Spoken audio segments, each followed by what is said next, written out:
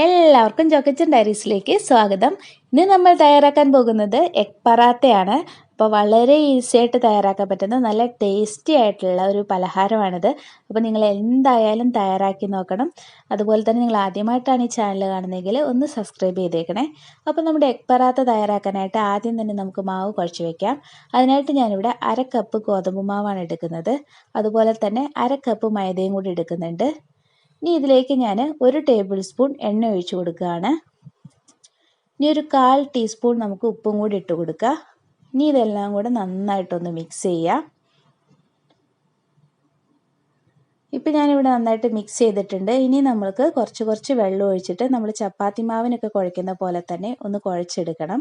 അപ്പോൾ നിങ്ങൾക്ക് ഇതിൽ വേണമെങ്കിൽ ഗോതമ്പ് മാവ് കൊണ്ട് മാത്രം ഉണ്ടാക്കാം, അല്ലെങ്കിൽ മൈദമാവ് കൊണ്ട് മാത്രം വേണമെങ്കിലും ഉണ്ടാക്കാം. അത് നിങ്ങളുടെ ഇഷ്ടത്തിന് എന്ത് വേണമെങ്കിലും ചെയ്യാവുന്നതാണ്. പക്ഷേ എപ്പോഴും മൈദയും കൊണ്ട് ഉണ്ടാക്കുന്നതാണ് കൂടുതൽ ടേസ്റ്റ്. പിന്നെ ഹെൽത്തി ആയിട്ട് വേണ്ടവർക്ക് വേണമെങ്കിൽ ഗോതമ്പ് മാവ് കൊണ്ട് ഉണ്ടാക്കാം, അല്ലെങ്കിൽ ഇത് രണ്ടും കൂടെ മിക്സ് ചെയ്തിട്ട് വേണമെങ്കിലും ഉണ്ടാക്കാം.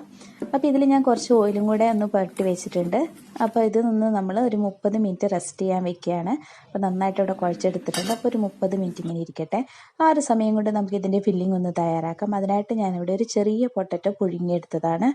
ഇനി ഇതിലേക്ക് ഒരു 2 മുട്ടയും കൂടെ നമുക്ക് പൊട്ടിച്ചൊഴിച്ച് കൊടുക്കാം.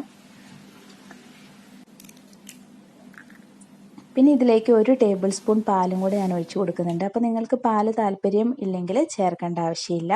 അപ്പോൾ പാല് ഒഴിക്കുന്നത് കുറച്ചുകൂടെ നല്ലതായിരിക്കും. പിന്നെ അതുപോലെ നമ്മൾ ഇതിലേക്ക് ചേർക്കുന്നത് 1 സവോള ചെറുതാക്കി അരിഞ്ഞതാണ്. അപ്പോൾ ചെറുതാക്കി അരിഞ്ഞിട്ട് സവോള ചേർത്ത് കൊടുക്കുക. അതുപോലെ തന്നെ കുറച്ച് മല്ലിയിലയും കൂടെ ചേർത്ത് കൊടുക്കുന്നുണ്ട്. പിന്നെ ഒരു ചെറിയ കഷ്ണം ഇഞ്ചി അരിഞ്ഞതും അതുപോലെ 1 പച്ചമുളക് അരിഞ്ഞതും ചേർത്ത് കൊടുക്കുന്നുണ്ട്. ഇനി ഇതിലേക്ക് 1/4 ടീസ്പൂണിൻ്റെയും പകുതി ജീരകപ്പൊടിയാണ് നമ്മൾ ചേർക്കുന്നത്. ചെറിയ ജീരകത്തിൻ്റെ പൊടിയാണ്. പിന്നെ ഇതിലേക്ക് ഒരു 1/4 ടീസ്പൂൺ ഗരം മസാലയും 1/4 ടീസ്പൂൺ ചാറ്റ് മസാലയും കൂടെ ചേർത്ത് കൊടുക്കുന്നുണ്ട്. പിന്നെ ഇതിലേക്ക് ഞാൻ ചേർത്ത് കൊടുക്കുന്നത് ആവശ്യമായിട്ടുള്ള ഉപ്പാണ്. അപ്പോൾ ഉപ്പും കൂടെ ചേർത്ത് കൊടുത്തതിന് ശേഷം നമ്മൾ നന്നായിട്ട് ഇതെല്ലാം ഒന്ന് മിക്സ് ചെയ്തെടുക്കണം. അപ്പോൾ മുട്ടയൊക്കെ നമ്മൾ ചേർത്തതാണ്. അപ്പോൾ എല്ലാം നന്നായിട്ട് എല്ലായിടത്തും ആകുന്ന രീതിയിൽ നന്നായിട്ട് മിക്സ് ചെയ്തെടുക്കുക. അത് നമ്മൾ വേവിക്കുന്നൊന്നുമില്ല. അതുകൊണ്ട് തന്നെ നമുക്കിത് വളരെ പെട്ടെന്ന് ഉണ്ടാക്കിയെടുക്കാവുന്നതേ ഉള്ളൂ. സാധാ പറാത്ത ഉണ്ടാക്കുന്ന അത്രയും ബുദ്ധിമുട്ടില്ല നമുക്ക് ഈ പറാത്ത ഉണ്ടാക്കാനായിട്ട്. അപ്പോൾ നിങ്ങൾ എന്തായാലും തയ്യാറാക്കി നോക്കുക. അപ്പോൾ അതുപോലെ തന്നെ നല്ല ടേസ്റ്റുമാണ് നമ്മുടെ എഗ് പറാത്തയ്ക്കുള്ളത്. അപ്പോൾ ഇതിവിടെ നമ്മൾ ഇളക്കി എടുത്തിട്ടുണ്ട്. പിന്നെ ഇതിലേക്ക് ഞാൻ എരിവിന് ആവശ്യമായിട്ടുള്ള കുറച്ച് കുരുമുളക് പൊടിയും കൂടി ഇട്ട് കൊടുക്കുകയാണ്.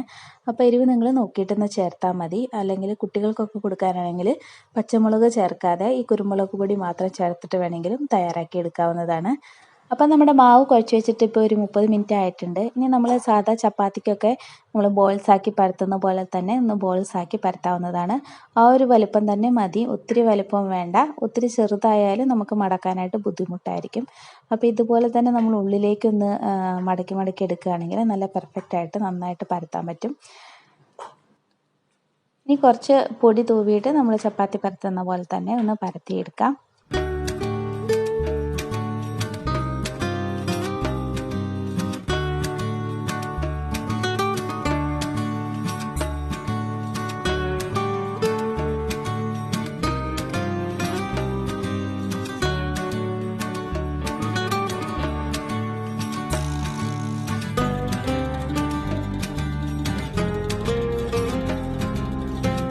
അപ്പോൾ ഇതിവിടെ ഞാൻ നന്നായിട്ട് പരത്തി എടുത്തിട്ടുണ്ട്. ഇനി ഇതിലേക്ക് നമ്മൾ നേരത്തെ തയ്യാറാക്കി വെച്ചിട്ടുള്ള ഫില്ലിംഗ് ഇട്ട് കൊടുക്കാം. അപ്പോൾ അതൊരു 2-3 സ്പൂൺ ഇട്ട് കൊടുത്താൽ മതിയാകും. അപ്പോൾ അതൊന്ന് ചെറുതായിട്ടൊന്ന് പരത്തിയും കൂടെ കൊടുത്തതിന് ശേഷം നമ്മൾ ഇതിൽ കാണുന്ന പോലെ തന്നെ വീഡിയോയിൽ കാണുന്ന പോലെ ഒന്ന് മടക്കിയെടുക്കുക.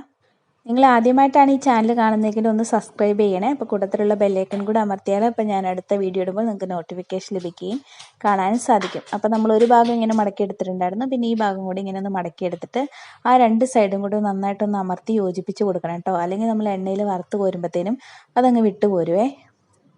അപ്പോൾ ഇതുപോലെ ഒന്ന് മടക്കിയെടുക്കാൻ ശ്രദ്ധിക്കുക. അത് കഴിഞ്ഞ് പതുക്കി എടുത്തിട്ട് നമുക്ക് ഇതൊന്ന് മാറ്റി വയ്ക്കാം. അപ്പോൾ ഇതുപോലെ തന്നെ നമുക്ക് ബാക്കി എല്ലാതും തയ്യാറാക്കിയെടുക്കാം. ഒത്തിരി തിക്കായിട്ട് നമ്മൾ ഈ ഫില്ലിങ് വെച്ച് കൊടുക്കേണ്ട. കാരണം നമ്മൾ നേരെ വെന്ത് കിട്ടാനായിട്ട് സമയമെടുക്കും. അപ്പോൾ ഒത്തിരി തിക്കായിട്ട് വെച്ച് കൊടുക്കാണ്ട് ചെറുതായിട്ടുള്ള ഒരു ലെയറിൽ ഒന്ന് പരത്തി കൊടുക്കുകയും കൂടെ വേണം. അപ്പോൾ നമ്മുടെ ഒരു പാൻ ഇവിടെ ഞാൻ ചൂടാവാൻ വെച്ചിട്ടുണ്ടായിരുന്നു. അതിലേക്ക് ആവശ്യമായിട്ടുള്ള എണ്ണ ഒഴിച്ച് കൊടുക്കാം. ജസ്റ്റ് ഒന്ന് മുങ്ങിക്കിടക്കുന്ന രീതിയിലാണ് എണ്ണ ഒഴിച്ച് കൊടുക്കേണ്ടത്. എണ്ണ നന്നായിട്ടൊന്ന് ചൂടാകുമ്പോഴത്തേനും നമുക്ക് നേരത്തെ പരത്തി ഫില്ലിങ്ങൊക്കെ തയ്യാറാക്കി വെച്ചിട്ടുള്ള നമ്മുടെ പറാത്ത ഇട്ട് കൊടുക്കാം. അപ്പോൾ ഇത് നിങ്ങൾ ശ്രദ്ധിക്കേണ്ട ഒരു കാര്യം, പെട്ടെന്ന് ഹൈ ഫ്ലെയിമിൽ വെച്ചിട്ട് ഇതൊന്ന് ഫ്രൈ ചെയ്തെടുക്കരുത്. അപ്പോൾ പുറമേ ഭാഗം നന്നായിട്ട് ഫ്രൈ ആയി കിട്ടുകയും ചെയ്യും. ഇത് ഉൾഭാഗം ഇട്ട് നമ്മുടെ മുട്ടയൊക്കെ വേവാണ്ടിരിക്കുകയും. അപ്പോൾ നിങ്ങൾ എന്തായാലും ഇത് ലോ ഫ്ലെയിമിലോ അല്ലെങ്കിൽ ലോ ടു മീഡിയം ഫ്ലെയിമിൽ ഇട്ടിട്ട് വേണം ഇതൊന്ന് ചെയ്തെടുക്കാനായിട്ട്. പിന്നെ ഇത് മറിച്ചും തിരിച്ചും ഇട്ടിട്ട് നന്നായിട്ടൊന്ന് പുറമത്തെ ഭാഗം ഒന്ന് നന്നായിട്ടൊന്ന് കളർ മാറുന്നിടം വരെ ഒന്ന് ഫ്രൈ ചെയ്തെടുക്കുക. അപ്പോൾ ഇത് റെഡി ആയിട്ട് നമുക്കിത് പാനിൽ നിന്നും എടുത്ത് മാറ്റാവുന്നതാണ്. അപ്പോൾ ഇതുപോലെ തന്നെ നമുക്ക് ബാക്കിയുള്ളതും തയ്യാറാക്കി എടുക്കാം. ഇതിപ്പോൾ ഞാൻ പെട്ടെന്ന് കട്ട് ചെയ്തിട്ട് ആവശ്യമുള്ള ഭാഗങ്ങൾ മാത്രം കാണിക്കുന്നതാണ് കേട്ടോ. ഞാൻ കുറച്ച് സമയം എടുത്തിട്ട് തന്നെയാണ് ഇതൊന്ന് ഫ്രൈ ചെയ്ത് എടുത്തിട്ടുള്ളത്. അപ്പോൾ എല്ലാവരും നിങ്ങൾ തയ്യാറാക്കി നോക്കണം. തയ്യാറാക്കി നോക്കിയിട്ട് നിങ്ങളുടെ അഭിപ്രായങ്ങൾ അറിയിക്കാനും മറക്കരുത്. ഇപ്പോൾ ഇതൊന്ന് ഞാനൊന്ന് കട്ട് ചെയ്ത് കാണിക്കാം. ഉൾഭാഗമൊക്കെ നന്നായിട്ട് വെന്തിട്ടുണ്ടായിരുന്നു. നല്ല ടേസ്റ്റുമാണ് കഴിക്കാനായിട്ട്. പുറമേ അതുപോലെ തന്നെ നല്ല ക്രിസ്പി ആയിട്ടുമാണ് ഇരിക്കുന്നത്.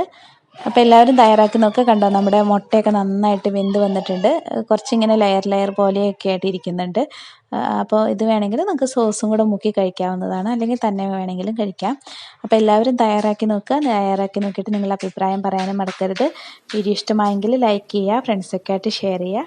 അപ്പോൾ അടുത്ത നല്ല വീഡിയോ ആയിട്ട് വീണ്ടും കാണാം. Thanks for watching. ബൈ.